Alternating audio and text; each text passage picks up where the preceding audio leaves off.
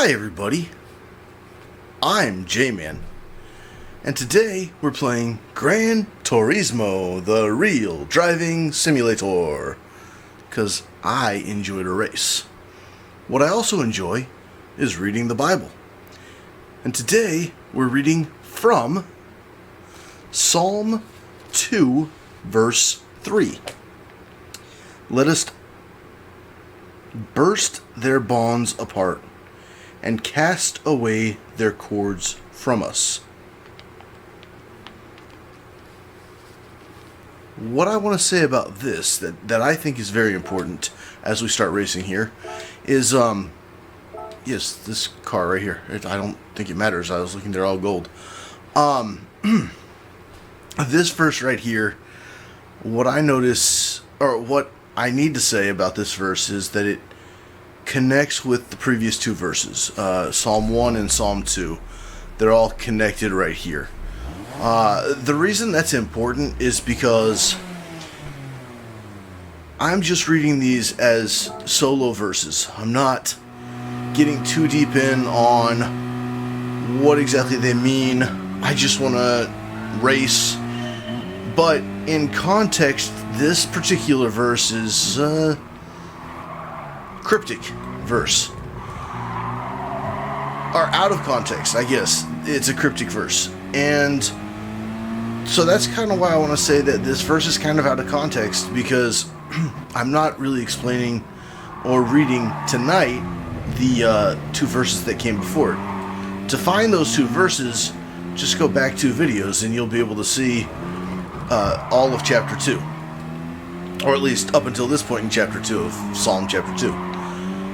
And if you want to see all of Psalm, then go back to Psalm 1:1, and you'll be able to go through all of the Psalms that we've been through so far.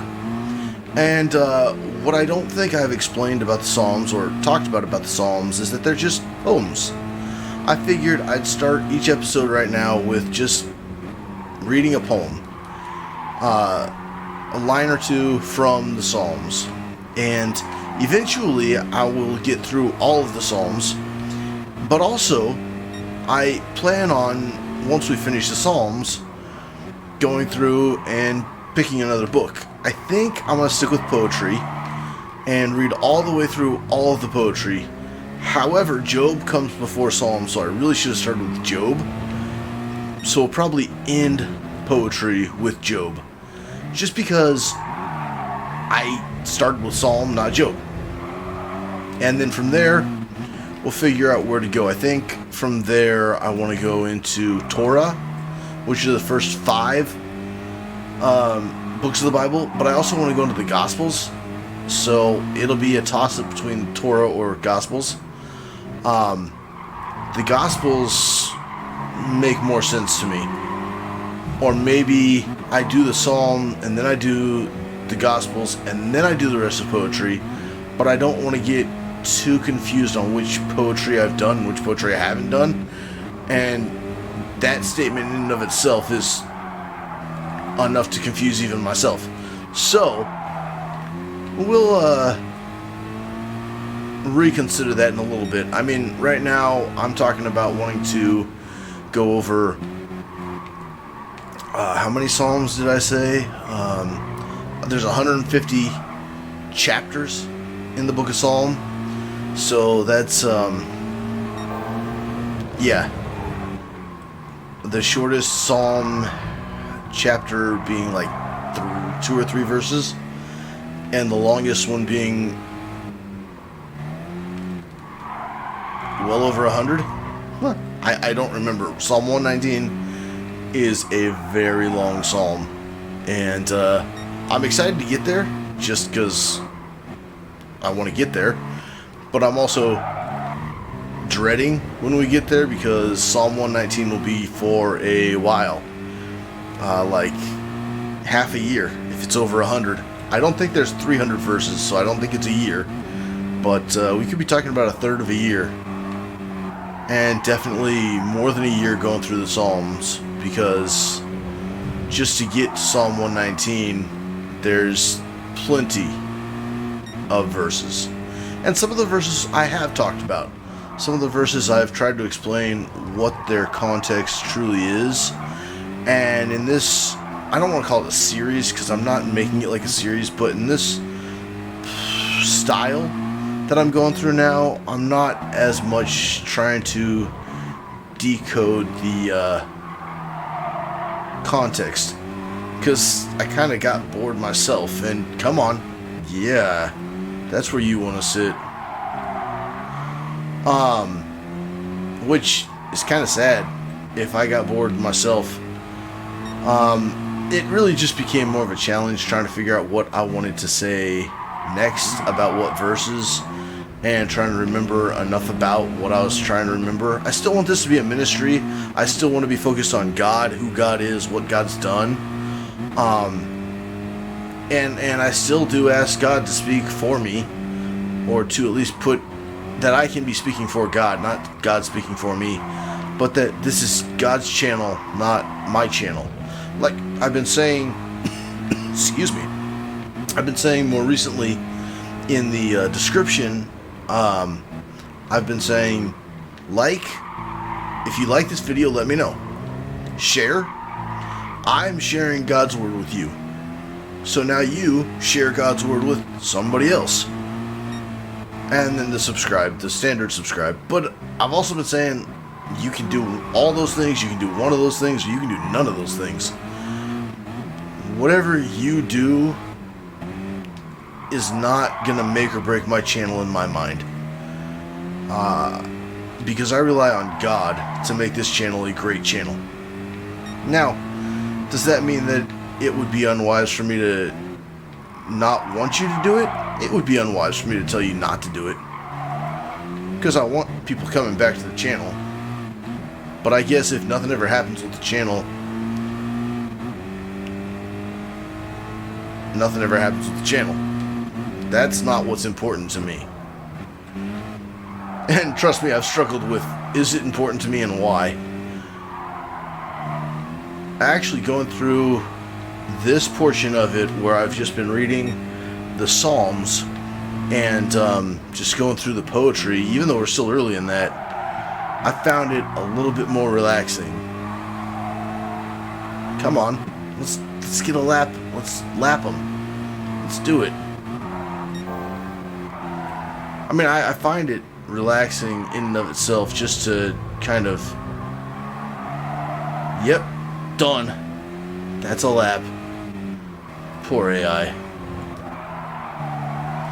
Just to kind of like allow myself the chance to clear my head and focus on what I'm actually trying to accomplish, which is driving the race car, and not so much focus on other things that get in the way. And sometimes when I've got a verse and I realize that the context deals with things that are going on around my world, and I don't want to be too political about it, because there's no reason for me to get into too much politics about too much stuff.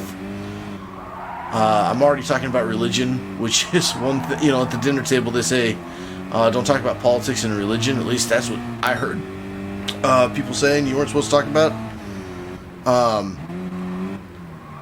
But I know it still happens. Not the point, though.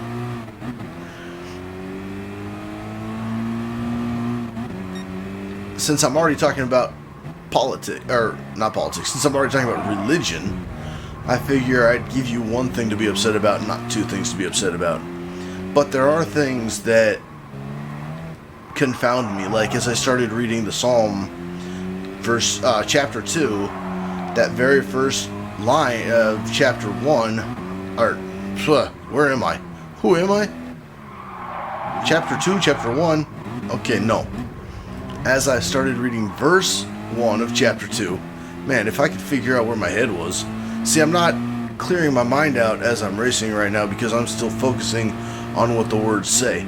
But this is important because if I'm focusing on what the words say, I can let God speak through me, which even allows me to make my own mistakes and say, you know what, that wasn't exactly right. Or, I've got it in my head, but I don't know how to express it as well as I want to. Now, I do know how to express it closer to how I want to. And here's where I think I was going with that. So, rewinding a little bit. As I read chapter 2, verse 1, I realized that it felt like it applied. Now, honestly, off the top of my head, I can't remember what chapter 2, verse 1 said. And I don't really feel like pulling it out and reading it, because then I might want to add that back in on this one. And then it'd really get confusing, because there would be 2 verses going backwards. Psalm 2, 3, and then Psalm 2, 1. And I don't think anybody would really know what we're actually doing. And what we're actually doing is just trying to clear my head. Okay, here we go. Oh, this is tight. Okay, just over a second. Yeah. Got it. There's another one. So we thank the Lord for giving us victory, because that's a victory right there. Take it and run with it.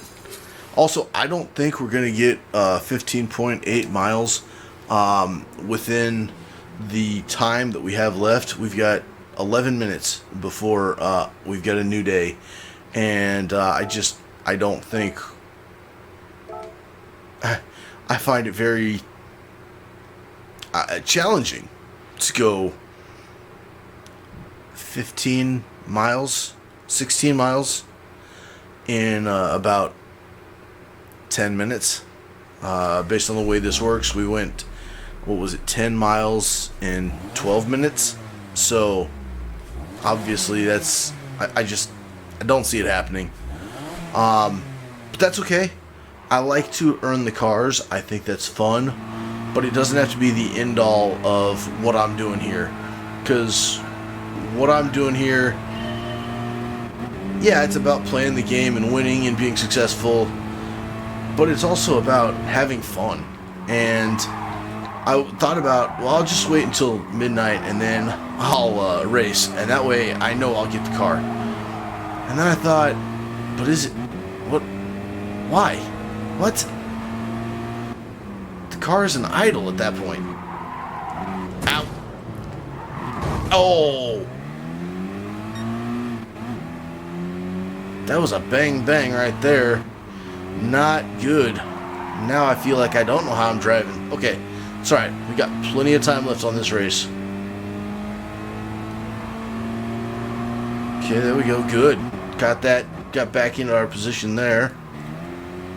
Yeah, so if I do try to earn the car tonight, which would be for an extra long episode that I don't think anybody's really wanting to see,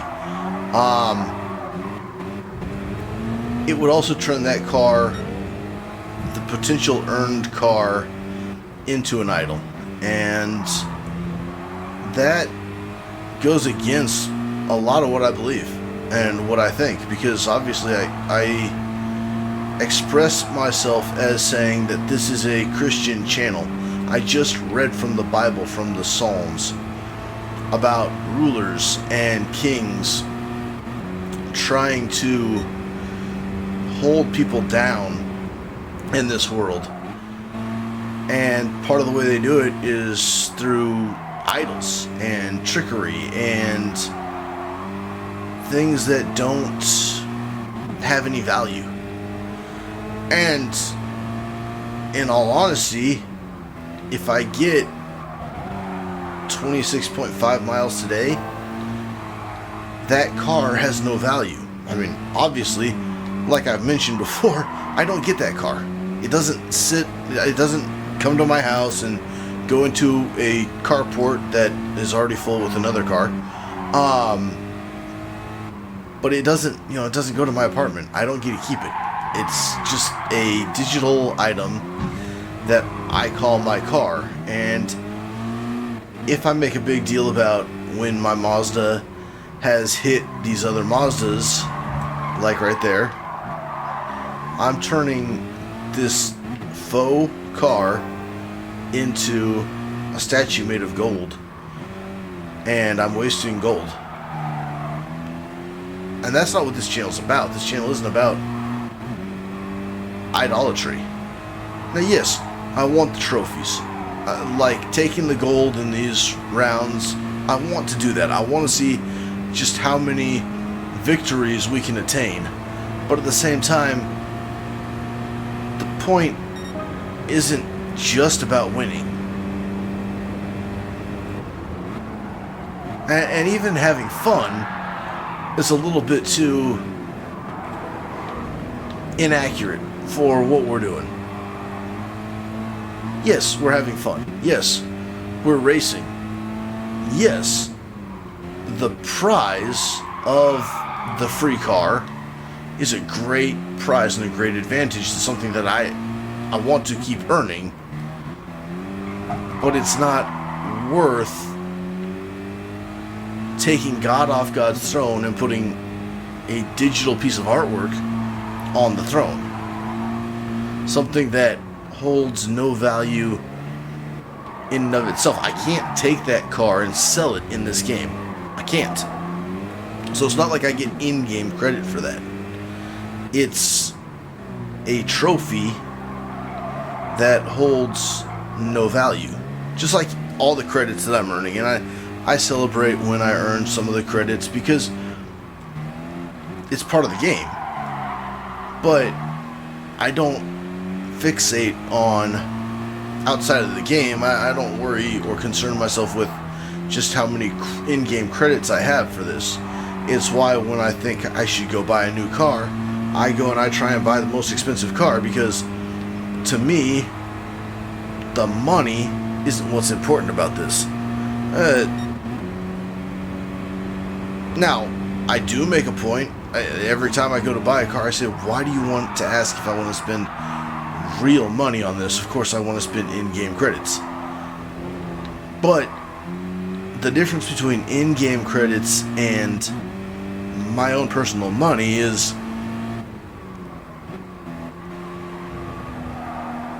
my money I need for other things, and I need it for other things. Plus, if I go and buy cars in this game without talking to my wife about what I'm buying, then I'm violating her trust, and I am putting my wants and my desires above her, above our relationship. And again, I'm taking God off the throne and putting something that doesn't belong there on the throne. And then I'm devaluing, or I'm putting something that's worth less than God, which, yeah, devaluing is a good phrase for it. I'm then devaluing God. Now, does that mean that I don't do it accidentally throughout the day? You know what? I guarantee I do it accidentally throughout the day. I know that in some cases, my job, not playing video games, this isn't a job, I'm doing this for fun, but my job can be on the throne because I'm trying to get the work done, or maybe the time that I'm at my job can be on the throne because on God's throne, because I want to use that time in a different manner. And so I consume myself more with the time that I spend at work than actually using that time to a better, words. What am I saying? Than actually making better use of that time. And even still, when I'm at work, maybe there's a task at work that I am making more important than it actually is.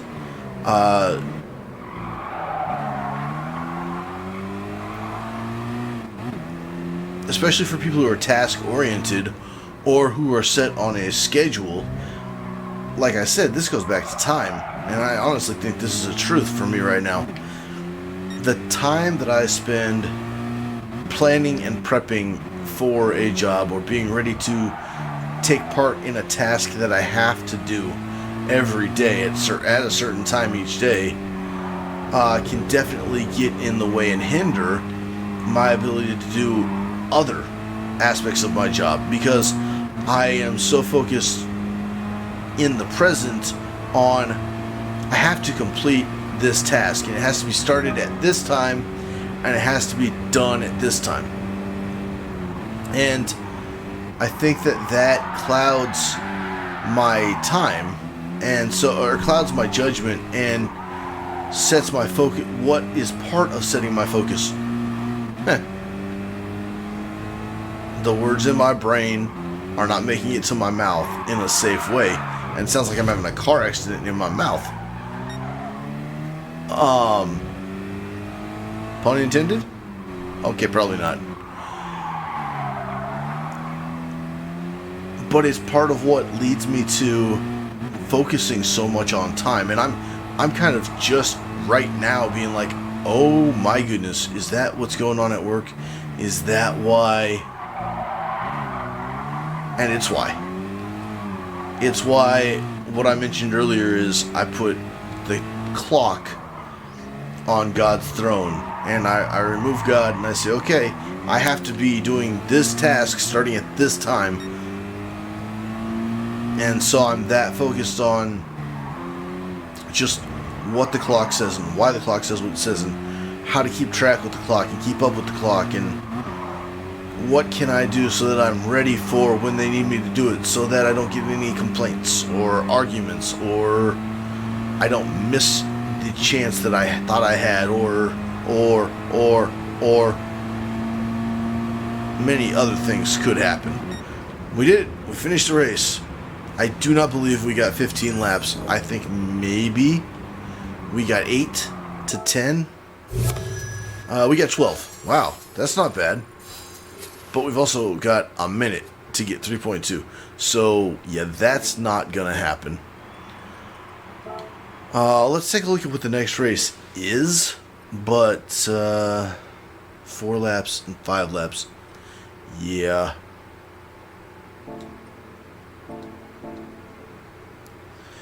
With 4 laps on that next race, that's going to push us over a time limit that I like to keep I like to keep it under 30 minutes. I know that I've gone over a few times, but I am kind of working on trying to have a average time of 20 to 30 minutes. I know that if you are shorter than 20, I know that if you are longer than 30, but let's not push the boundaries on how far over 30 we can go. Let's go ahead and say, you know what? This is a great time for me too. Thank you for watching. May God bless you, and remember, God loves you.